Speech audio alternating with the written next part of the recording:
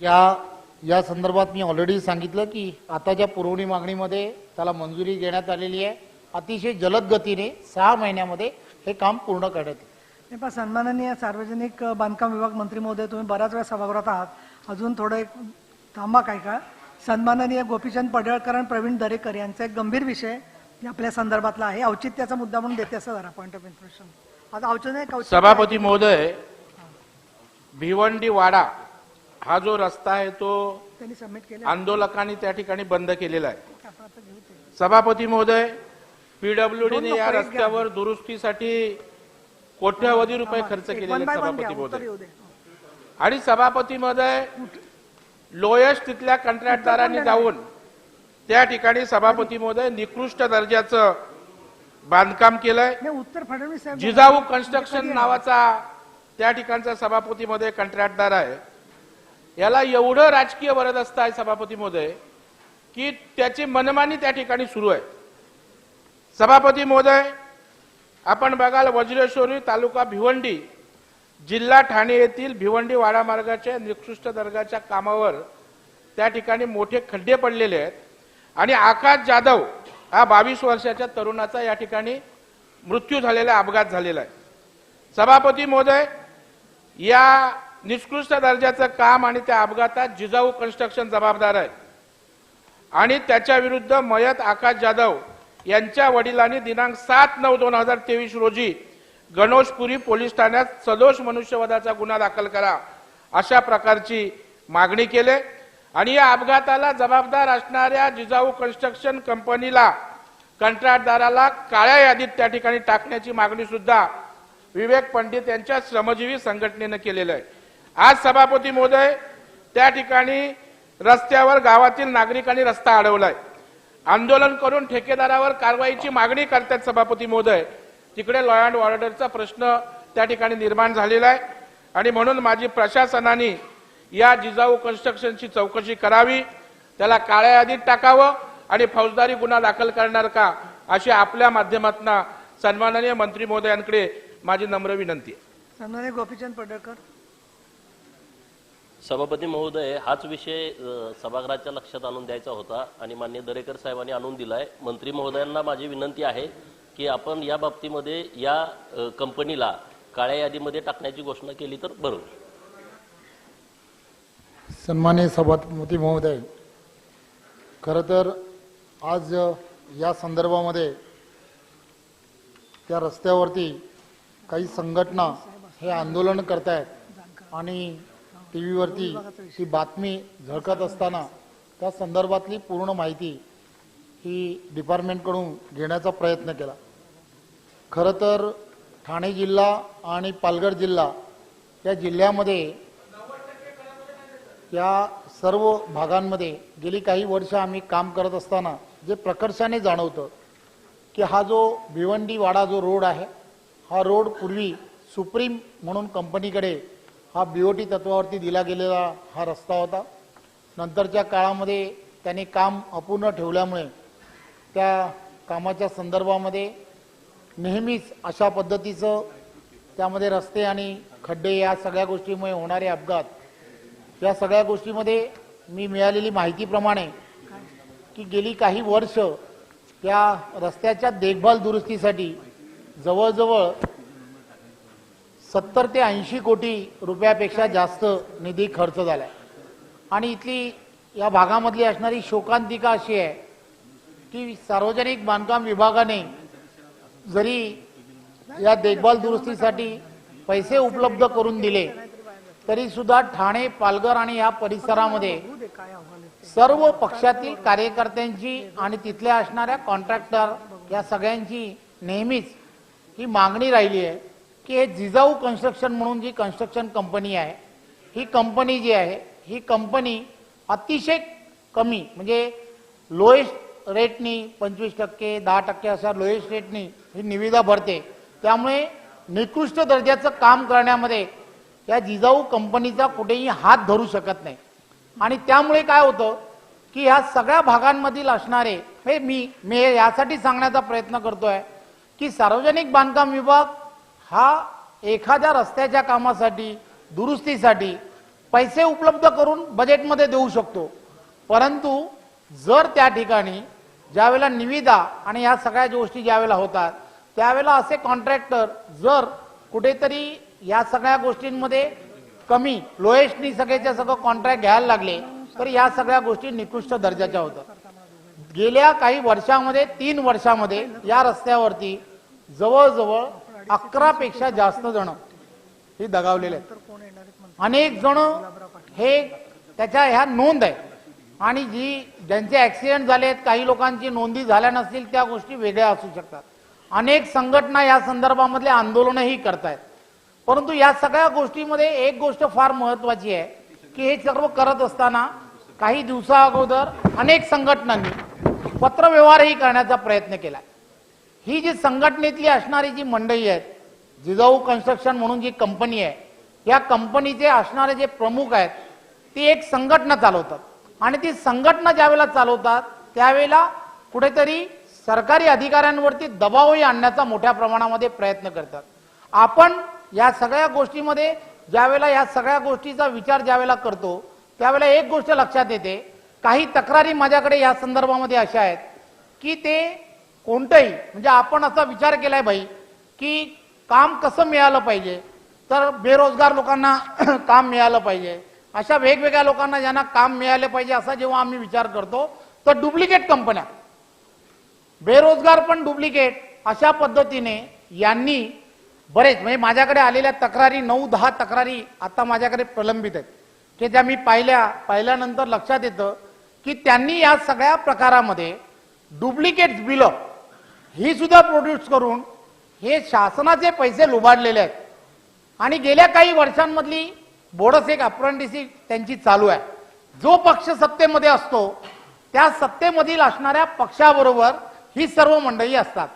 त्यामुळे काय होतं, सहजपणे यांच्यावरती कारवाई ही कोणी करायला धजावत नाही आणि मग या सगळ्या गोष्टींमध्ये चुकीच्या पद्धतीने ही सर्व मंडळी ही काम करताना कुठेतरी मोठ्या प्रमाणामध्ये दिसतात. त्यामुळे मला तुम्हाला लक्षात येत असेल की बीड कॅपॅसिटीच्या संदर्भात पण आपण बऱ्याच वेळेला विचार करतो, त्यावेळेला या सगळ्या गोष्टीचा कुठेतरी विचार करण्याची गरज आहे. आणि माझं खरं तर आता या आंदोलन ज्या पद्धतीने झालंय, हा जाधव म्हणून जो मुलगा ज्याचा मृत्यू झालाय, हा मृत्यू झालेला मुलगा फक्त 22 वर्षाचा आहे. 22 वर्षाचा मुलगा आहे. त्याच्या वडिलांनी या संदर्भातली केलेली तक्रार आहे. असे अनेक जण आहेत की जे या सगळ्या गोष्टींमध्ये विचार जरी करतात. हे मध्यंतरीच्या काळामध्ये तिकडचे असणारे पोलीस निरीक्षक पालघरमधले त्यांनी यांच्यावरती कारवाई करण्याचा विचार केला होता, परंतु त्यांना असणारं जे त्यावेळेचं असणारं जे पाठबळ होतं त्या पाठबळामुळे त्यांच्यावरती कारवाई करणं हे त्यावेळेच्या काळामध्ये थांबलं. आणि या सगळ्या गोष्टी गेल्या अनेक वर्षापासून सुरू आहेत. त्यामुळे एकदा कधीतरी ही जी प्रवृत्ती आहे, ही प्रवृत्ती जी आहे समाजामध्ये असणारी जी ही प्रवृत्ती आहे की जी या सार्वजनिक बांधकाम विभाग असेल किंवा या विभागांमधून मिळणारा हा जो गडगंज पैसा जो चुकीच्या मार्गाने यांना मिळतो आणि तो मिळालेला जो पैसा आहे त्या पैशाच्या जीवावरती ही सर्व मंडळी अतिशय चुकीच्या पद्धतीने काम मोठ्या प्रमाणामध्ये करण्याचं काम करतात. म्हणजे आता हा प्रश्न उपस्थित झाला म्हणून मग मला याचं उत्तर द्यावंसं वाटलं म्हणून मी देण्याचा प्रयत्न करतोय.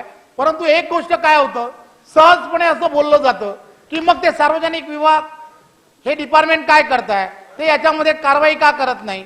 पण आपल्या सुद्धा स्वतःच्या असणाऱ्या डिपार्टमेंटच्या सुद्धा मर्यादा आहेत.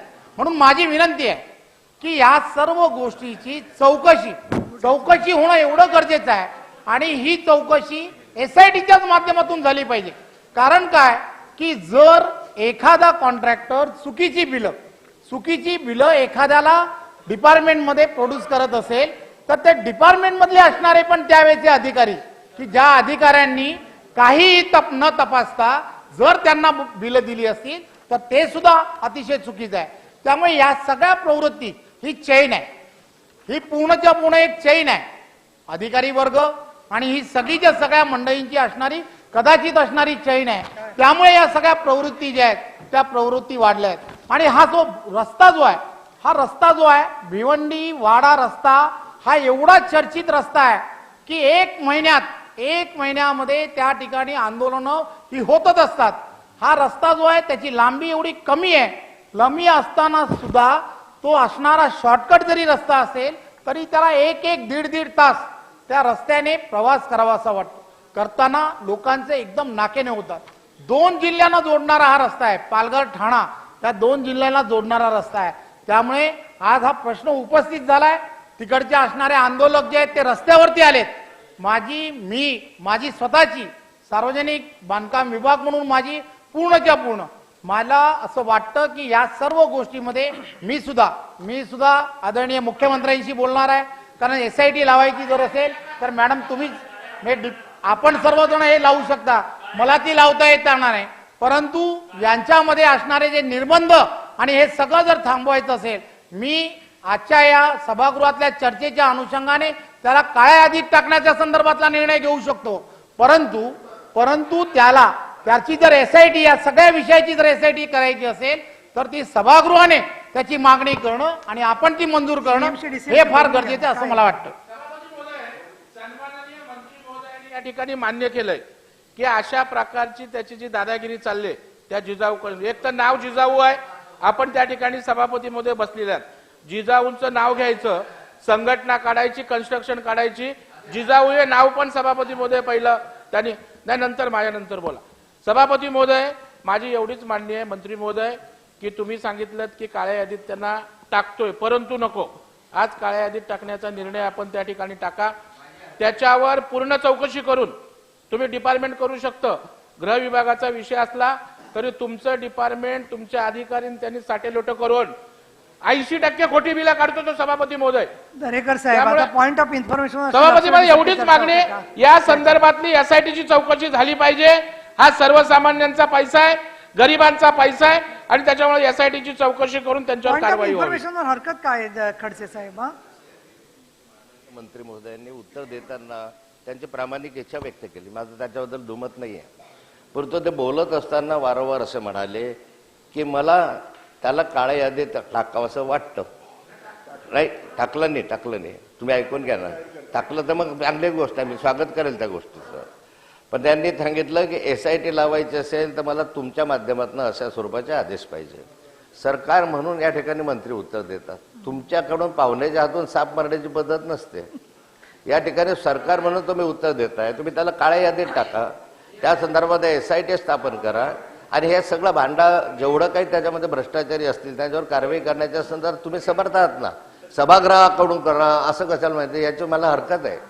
माझी बरं, आता मी सन्माननीय नाथाभाऊ, मी तुमच्या एवढा बोलण्यामध्ये किंवा युक्तिवाद करण्यामध्ये मी एवढा मोठा नाही, परंतु तुमच्याकडून बऱ्याच गोष्टी ज्या शिकलो तेवढ्याच फक्त मी सांगण्याचा प्रयत्न करतो की माझी जेव्हा आज सकाळी तिथे आंदोलन ज्यावेळेला सुरू होतं, मी ते आंदोलन ज्यावेळेला सुरू होतं तिथला असणारा ज्याच्या घरातील मुलगा यामधून दगावला गेलाय, ते कुटुंब ही सगळी जेव्हा रस्त्यावरती उभे राहतात त्यावेळेला साहजिकपणे गेली काही वर्ष आम्ही त्या ठिकाणी काम करतो. त्या भागातील सर्व लोकप्रतिनिधी हे तुम्हाला या सर्व गोष्टी सांगतील की हे चुकीच्या पद्धतीने काम करतायत. मी आपणाला विनम्रपणे सांगू इच्छितो की मी सार्वजनिक बांधकाम मंत्री म्हणून मी त्यांना काळ्या यादीत आजच टाकतो, यात काही शंका नाही.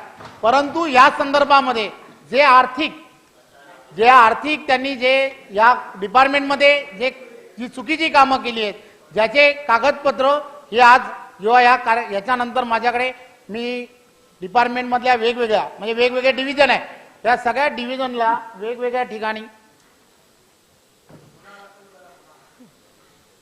वेगवेगळ्या डिव्हिजनमध्ये ज्या ठिकाणी त्या संदर्भातल्या ज्या तक्रारी आहेत त्या तक्रारी मी माझ्याकडे आणण्यासाठी सांगितले आणि या संदर्भामध्ये डिपार्टमेंटमधले असणारे विजिलन्स जे डिपार्टमेंट आहे त्या भागातलं नाही तर दुसऱ्या भागातलं असणारे विजिलन्स डिपार्टमेंट त्यांच्या माध्यमातून मी चौकशी करेन. परंतु या सगळ्या विषयांमध्ये ज्या पद्धतीने याची जी बोनस अप्रेंटिसशिप आहे त्यासाठी SIT हीच फार गरजेची आहे असं मला वाटलं, म्हणून मी तो सांगण्याचा प्रयत्न केला. नाही, आता मुळामध्ये असं आहे की पॉइंट ऑफ इन्फॉर्मेशनवर अशी चर्चा होते का, तुम्ही जरा मला सांगा. अशी चर्चा होऊ शकत नाही. जेवढी झाली तेवढी चर्चा तुम्ही लक्ष वेधलं.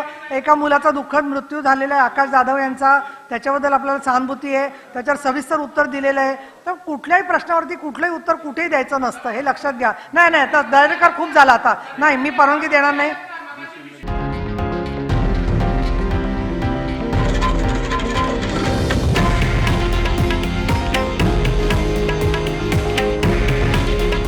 हे आहे देशातील नंबर 1 न्यूज नेटवर्क आणि आपण पाहत आहात TV9 मराठी. काळजी तुमची, हित महाराष्ट्राचं.